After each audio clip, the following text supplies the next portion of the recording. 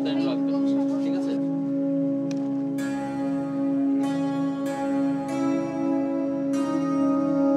জনতার গণঅভ্যুত্থানে আপনারা জানেন যে সারা বাংলাদেশে অসংখ্য মানুষ শহীদ হয়েছে, অনেক অনেক ছাত্র শহীদ হয়েছে, অনেক শিশু শহীদ হয়েছে, অনেক আমাদের মা বোনরা শহীদ হয়েছেন, অনেক রাজনৈতিক নেতৃবৃন্দ শহীদ হয়েছেন, অনেক দলের নেতাকর্মীরা শহীদ হয়েছেন, অনেকে আমাদের যে ছাত্ররা যারা মারা গেছেন, দিনমজুর যিনি মারা গেছেন, যিনি কাজ করতেন সংসার চালাতেন, তিনি মারা গেছেন, সংসারে একমাত্র উপার্জনকারী একজন মানুষ মারা গেছেন, শহীদ হয়েছেন।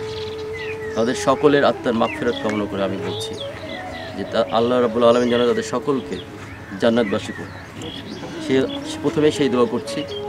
এবং আজকে এই বর্তমান অবস্থানে জেলা প্রশাসনের পক্ষ থেকে আমি আপনাদেরকে আশ্বস্ত করতে চাই, আমি এখানে মেরাজুল ইসলাম মেরাজ এই শহীদ পরিবারের এখানে আমি এসেছি, অন্য শহীদ আবু সাঈদের পরিবারের কাছে আমি গেছিলাম, অন্য অন্য শহীদ পরিবার যারা আছেন তাদের সেখানে তাদের বাড়িতেও আমরা যাচ্ছি এবং তাদের সাথে কথা বলছি, শহীদ পরিবারের সদস্যদের সাথে কথা বলছি, যারা স্ত্রী, কন্যা, পুত্র, মা, বাবা, ভাই, বোন সবার সাথে আমরা কথা বলছি। তাদেরকে আমরা বলছি যে আপনার পরিবারের একজন সদস্য শহীদ হয়েছেন এই ছাত্র জনতার গণঅভ্যুত্থানে বাংলাদেশকে নতুন একটা স্বাধীনতা অর্জনের জন্য।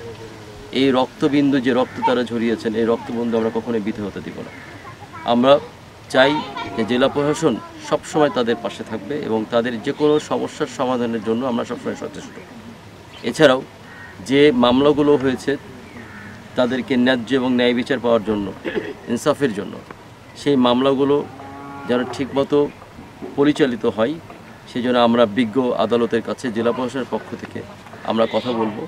এবং আমাদের যে জেলা আইনশৃঙ্খলা মিটিং আছে, এছাড়াও বিভিন্ন ফোরাম আছে, বিভিন্ন মিটিং সভা থাকে, এই বিষয়গুলো উঠে আসে, সেখানে আমরা যেন সেই মামলাগুলো দ্রুত নিষ্পত্তির ব্যবস্থা করা যায় সেই জন্য আমরা সচেষ্ট থাকবো এবং আমরা সেই ব্যাপারে বিজ্ঞ আদালতের সাথে আলোচনা করে কথা বলবো ইনশাল্লাহ।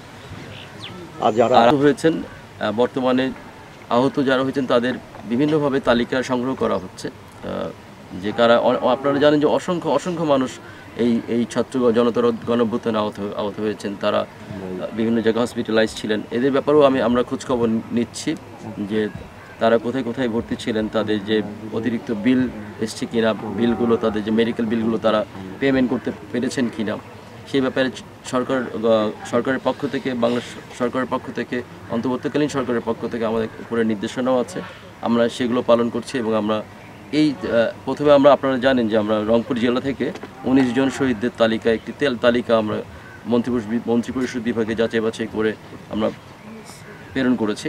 এখন আহতদের তালিকার একটা প্রাথমিক একটা স্তরে আমরা আছি, যেখানে আহতদের তালিকা আমরা শর্ট আউট করছি। তো আমরা আশা করব যে আহতদের তালিকাও আমরা ধীরে ধীরে আমরা এটা করে ফেলবো, তারপর আমরা এটা সরকারের দৃষ্টি আকর্ষণ করব আহতদের ব্যাপারে ব্যবস্থা গ্রহণ করার জন্য। এছাড়া আহতদের পরিবারদেরকেও আমরা জানিয়েছি, বলেছি এবং আপনাদের আজকে এখান থেকেও আমি বলতে চাই যে যারা আহত হয়েছেন, বিভিন্ন জন আমার কাছে এসেছেন যারা আহত হয়েছেন, তাদেরকে আমি বলেছি যে আপনারা আমাদের কাছে আবেদন দেন, আমরা এই আবেদনগুলো আমরা দেখব, দেখে তারপর আমরা আমাদের তরফ থেকে আমরা এটা সরকার প্রধানের দৃষ্টি আকর্ষণের ব্যবস্থা গ্রহণ করব।